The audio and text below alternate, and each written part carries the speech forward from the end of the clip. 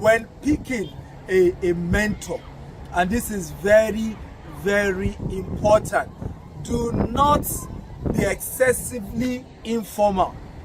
A lot of times people want to connect with somebody they are not yet close to and begin to ask sensitive questions like, how's your family? How was your child? How is your this? And sometimes people look at them and say, you don't know my family. I've never introduced my wife to you or my children. Okay, it's okay for you to just say, hope family is okay. But when you begin to probe beyond normal, it just goes excessive. So don't go too informal. Let the journey take you. When they become informal with you, of course, feel free to react informally. But be careful to not be over informal and just lose that relationship, because it means you don't understand protocol. For example, you do not call a mentor at the wrongest hours. For example, you call your mentor twice, he doesn't pick, send a text and give it another 24 to 48 hours. Just understand that you don't go too informal, except the mentor welcome you and give you that leeway to be informal with him or her.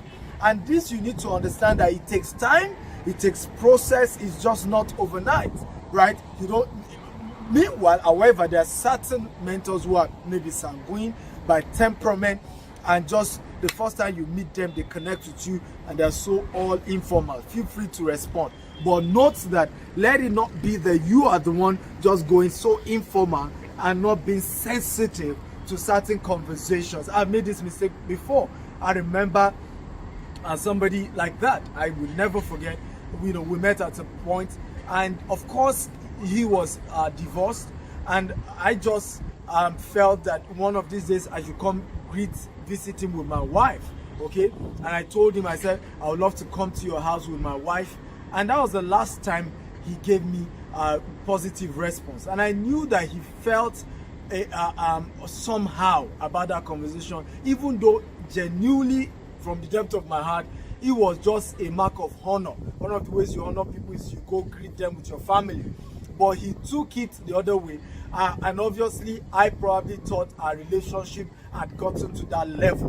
But obviously, it has not from his own side.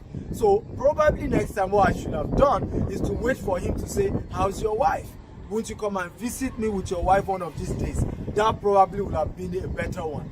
I hope you've learned a thing or two on the three do nots when picking a mentor. Feel free to shoot me a message if you got some value from this video, and follow me across social media handle at Stephen Akintayo on Instagram, Twitter, and YouTube, at Stephen Akintayo TV on LinkedIn and on Facebook. I love you. God bless you.